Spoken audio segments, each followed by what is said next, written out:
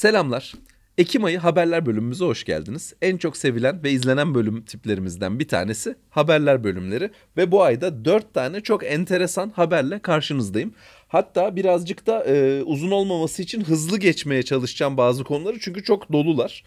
Bu ay yani yatırım yoluyla vatandaşlık ve yatırım yoluyla göç dünyasında çok olaylı bir aydı yine. Hani son dönemlerde çok ilginç konular yaşıyoruz ama bazı konular hakikaten ilerlediler. Ve yani geçtiğimiz bölümlerde bahsetmiştim. Yani Amerika böyle dünyada bazı şeylerin gidişatını aslında tayin edecek şekilde kanunlar uyguluyor kendi içerisinde ve sonuçlarını da göreceğiz. Şimdi hemen başlayalım. Amerika Birleşik Devletleri'nde göç konusuyla ilgili bir çılgınlık var artık. Yani her gün bu konuşuluyor. Hatta bu işte Homeland Security olarak geçen Amerika Birleşik Devletleri güvenlik bürokrasisinin önemli bir komponenti olan bu kurum böyle Pokemon temalı bir şey yayınladı. Twitter videosu yayınladı. Kaldırdılar mı inanın bilmiyorum. Tabii çok ciddi tepki çekti bu video. Ama şeyleri yakalamakla ilgili hani içerideki kaçak göçmenleri yakalamakla ilgili böyle esprili bir video koydular. Bu tabii ki işlerin gidişatını gösteriyor.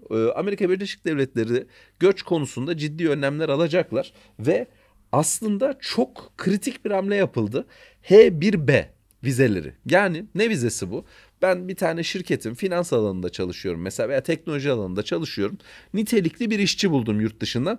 Bunları çok hızlı bir şekilde işe alabiliyordum. H1B vizeleri hızlı yani böyle çok şartı şurtu olmayan vizelerdi ve aslında baktığınız zaman büyük teknoloji şirketlerinde çok ciddi bu vizeyle çalışan insan var. Bu işin kaymağını da büyük teknoloji firmaları yiyordu. Şimdi ne oldu? Donald Trump yine bir kararname imzaladı. Diyor ki $100.000 bir harç yatıracaksınız. Ve bu yani gidiyor bu para harç. $100.000 yatırırsanız bu çalışma iznine başvurabiliyorsunuz bir kişi için. Şimdi bu bir anda bütün mekaniği değiştiriyor. Hakikaten nitelikli olmayan insanların bu vizeyle istihdam edildiğini iddia ediyorlardı. Ve bu işi de çözmek için yani ciddi böyle atıyorum yıllık maaşı $1.000.000 olan, yıllık maaşı 700-800 bin dolar olan insanı $100.000 gözden çıkartıp işe alabilirsiniz. Böyle bir sistem kuruldu. Bunun üzerine yine böyle çok eskiden açıkladığımız ve bir şekilde yılan hikayesine şimdiden dönen hani bir yıldan daha kısa bir sürede Trump kart konusu tekrar bir değişikliğe uğradı ve bir kararnameyle bunu da sonuca bağladı. Diyor ki $1.000.000 bir kişi bağış yaptığı durumda rekor sürede ABD oturumunu ben vereceğim diyor. Bu $1.000.000'lık ticket'ta başka bir şeyden bahsetmemiş. Anladığımız şu ama Amerika Birleşik Devletleri'nde vergi yerleşiği olacak bu kişiler ve oranın tabii ki vergi sistemine de tabi olacaksınız. $5.000.000 bir giriş seviyesi var. $5.000.000 bakın bu ürün enteresan işte ve müthiş bir kitleyi hedefliyor. $5.000.000 tabii bağış yapabilecek insan sayısı dünyada çok çok az. Ama ben kimi hedeflediğini biliyorum aslında. Kripto zenginlerini hedefliyor. Şunu diyor. 270 güne kadar Amerika Birleşik Devletleri'nde geçirebilirsin ve Amerika Birleşik Devletleri'nde vergi yerleşiği olmazsın. Şimdi bu bütün oyunu değiştiriyor. Müthiş ve çok ilginç bir ürün. Çünkü neden? Bir yılın yarısından fazlasını geçirdiğin an Amerika'da vergi yerleşiği oldun. Bitti. Onların sistemine tabisin. Ama burada sistem şunun önünü açıyor. Önce Dubai'ye taşın. 186 gün geçir. Vergi yerleşkeni oraya taşı. Ondan sonra gel $5.000.000 bağışla. Amerika'da istediğin gibi yaşa. 90 gün zaten tatil yaparsın. Yani 270 günün kalanını dışarıda zaten geçirirsin. Vergi yerleşkeni buraya taşımadan ABD'de yaşa diyor. Çok ilginç bir teklif. İnanılmaz böyle kaymak bir tabakaya hitap ediyor. Bunu bu şekilde geçirebilirse yani şimdi ona da değineyim. Uzmanlar bu kararların başkanın kararnamesiyle yani executive order'la yapılamayacağını söylüyor. Yani burada yine klasik sorunu var. Trump bunu imzaladı kardeşim geçirmeyiz. Zaten hatırlayın Amerika'da doğan çocukların ABD vatandaşlığını alamayacağı bir sistem yeni gelmişti. Ama bu da şu anda zaten işte Supreme Court denilen oranın herhalde Anayasa Mahkemesi diyebiliriz. Yüksek mahkemesinde devam ediyor bunun incelenmesi. Yani bunları da geçiremedi Donald Trump aslında. İlginç bir konu bu. Son olarak da hiç alışık olmadığımız bir konsept ortaya koydular. Şimdi içerideki bu işte yaparsın yapamazsın siyasi çatışmayı bir kenara bırakalım. Adamlar çok değişik yapılar ortaya koyuyorlar ve iyi düşünülmüş yapılar ortaya koyuyorlar. Şöyle söyleyeyim. 2 milyon dolar bağış yaparak bir şirket istediği kişi de işe alabilir gibi bir konsept ortaya koyuyorlar. Yani böyle yetenekli olmasına gerek yok, ona yok, buna yok. Şirketler için de bir bağış yoluyla sponsorluk imkanını da önüne açtılar. Bu konuyu tam ciddi manada henüz inceleme fırsatım olmadı ama bu o kadar enteresan bir iş ki şirketlerin de ABD içerisindeki statüsünü değiştirecek bağışlı adam. Yani şirketler içinde yatırım yoluyla yerleşkeni değiştirme ve çeşitli imtiyazlar sahibi olma döneminin de önünü açtı. Bakın bu çok değişik bir konsept. Şirket gidiyor bağış yapıyor. Tıpkı biz nasıl işte bağışla Golden Visa alıyoruz, bağışla vatandaşlık alıyoruz. Şirket de kendi çıkarlarını bağışlarla Amerika Birleşik Devletleri'nde geliştirebilecek, ilerletebilecek. Çok ilginç bir konsept. Dünyadaki yansımalarını gerçekten merak ediyorum ama Pandora'nın kutusunu açtılar yine. Şirketler de bağışlarla imtiyaz elde edebileceği bir dünyaya gidiyoruz. Tabii ki eleştirilecek çok yanında olacaktır bunun. Şimdi gelelim Portekiz'e. Portekiz zaten kaynıyor. Kontrolden çıktı tartışmalar. Ben biraz yine bekleyip geçtiğimiz ay sizi ara bir bilgilendirme yapmadım. Çünkü aslında biz Eylül ayı içerisinde bir güncelleme bekliyorduk. Eylül ayı içerisinde hatta bu vatandaşlık kanununun geri kalanının meclise girmesini bekliyorduk ama giremedi. 3. haftada bekliyorduk. Şu an böyle bir sonuç gelmedi. Şimdi çok daha ilginç gelişmeler oldu. Hatırlarsanız vatandaşlık yasasının bir kısmı geçmişti. Cumhurbaşkanına gitti. Cumhurbaşkanı bunu mahkemeye yolladı. Mahkemede olumsuz görüş verip iade etti bu düzenleyen arkadaşlara bu yasayı. Şimdi orada zaten bir darbe yemişti koalisyon.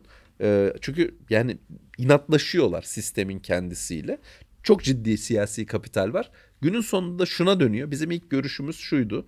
Ya işte denedik yaptırmadılar demek seçmene amaç. Çünkü olacak gibi değil iş ama yeni bir cephe daha açıldı. Anayasanın babası olarak tanınan bir anayasa profesörü kendi işte bir meslektaşıyla birlikte çok ciddi bir analiz yayınladılar. Bu kişi de işte 1976 anayasasını yazan ekibin başını çeken kişi.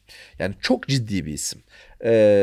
82 sayfalık analizinde de yani müthiş ele almışlar. Çok kritik noktalara değiniyorlar.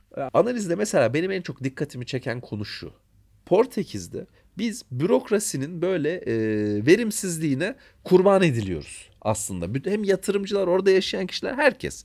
Adam şunu işaret ediyor. Bu yani insanlık onuruna aykırı bir durum. Vatandaşlığını işte bürokrasi onaylayamıyor. Yani işte 5.000 kişiyi daha işe alıp gerekirse buradaki bütün dosyaları bitirip ondan sonra bürokratları yerine iade edemiyor. Siz bunu yapamıyorsanız bu yasaları konuşamazsınız zaten diyor. Çünkü önce bürokrasinin düzeltilmesi gerekiyor. Ve insanlık onuruna aykırı lafı çok doğru.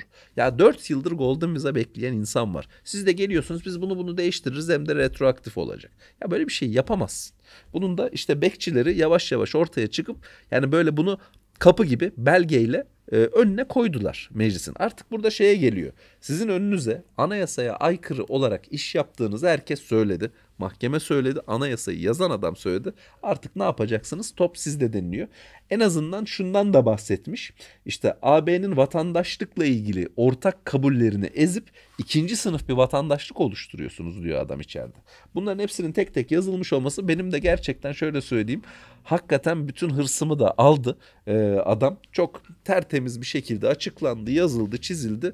Kendi işte anayasalarının babası da önlerine koydu.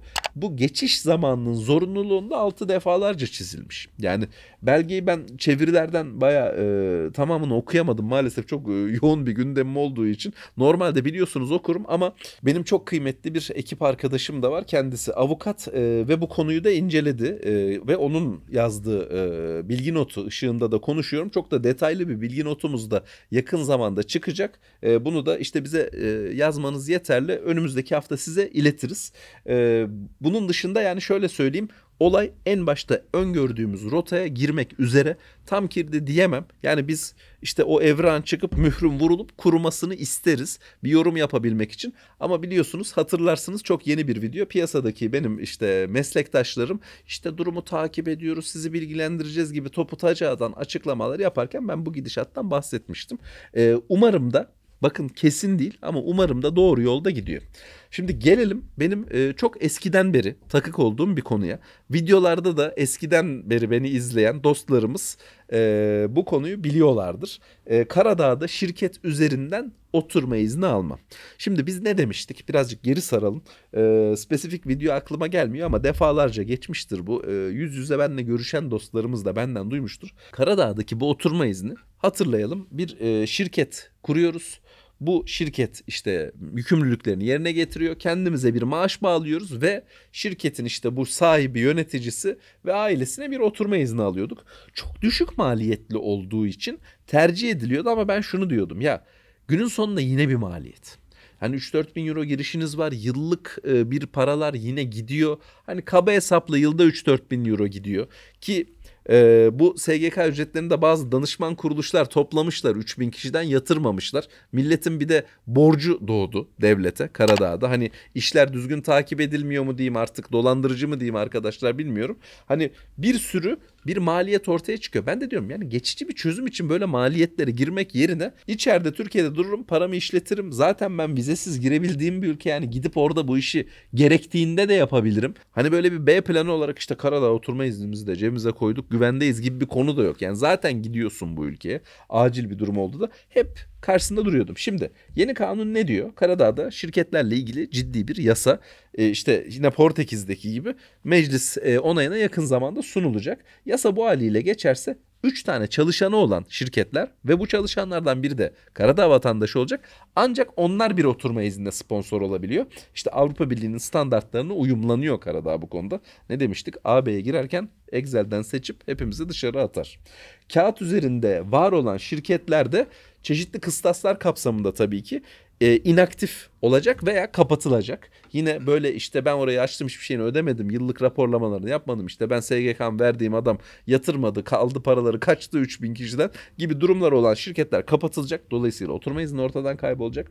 Zaten 29 bin yabancı şirket varmış. Ya bu sayı çılgın bir sayı. 29 binin üstünde. Sadece 4 binde bu standartları karşılıyor. Yani işte kalan kartlar gidecek. Masraf yaptığımızda kayacağız.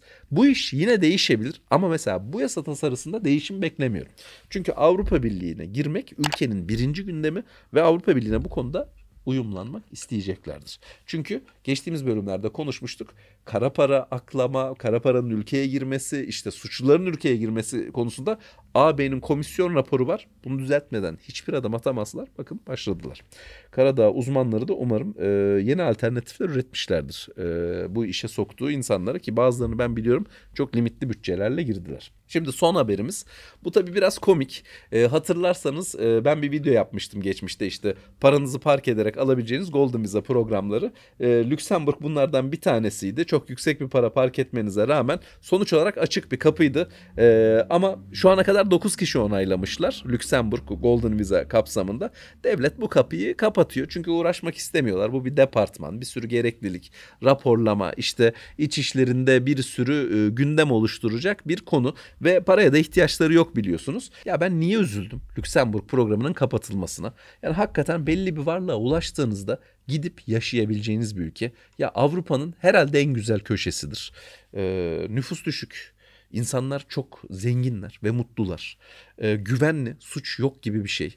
Doğru düzgün hani böyle bir suç örgütüymüş, bilmem neymiş, gasp çetesiymiş, böyle bir şeyden bahsetmek imkansız zaten.